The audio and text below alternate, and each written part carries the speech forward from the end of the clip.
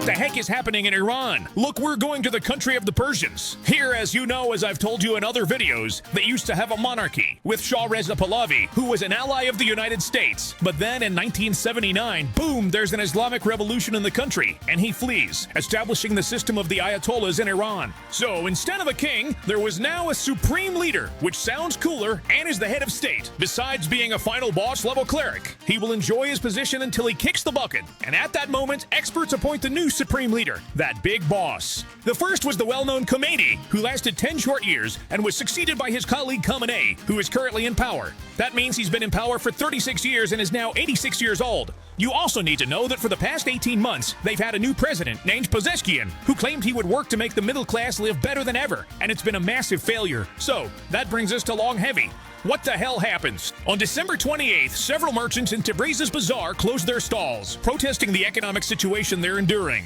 You won't believe this. By 2025, their currency had lost 69% of its value against the dollar, and inflation had soared by 42%. So, if in 2010, $1 cost 10,300 rials, by 2025 it had jumped to 1,420,000.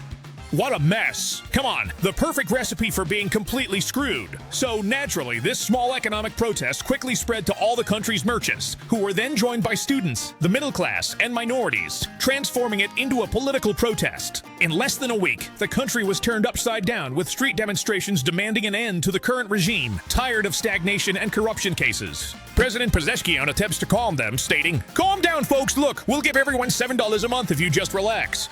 But the people completely disregard that, and the protests continue. So, seeing that the situation is getting out of hand, the Ayatollah deploys the army to the streets, and the repression escalates with live ammunition.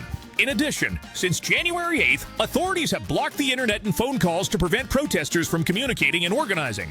That's why, as of today, information coming out of the country is minimal, but it's estimated that there are at least 500 dead, 50 of them military and police, though other sources put the figures at over 2,000 killed. And hospitals are reporting bodies arriving with gunshot wounds to the head, meaning they have been executed. And as if this situation wasn't complicated enough, the son of the monarch who was overthrown, whom I mentioned earlier, and who now lives in the United States, has called on Iranians to take to the streets and demand his return. A sentiment that has taken hold, though it's also true that Iranians don't necessarily want to restore the monarchy.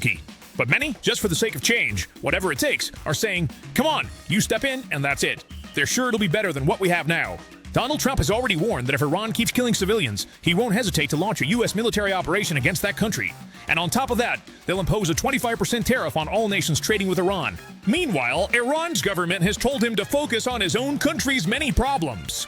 It also accuses the U.S. and Israel of promoting violent protests by arming demonstrators to maximize chaos, cause deaths, and create an excuse to attack the nation.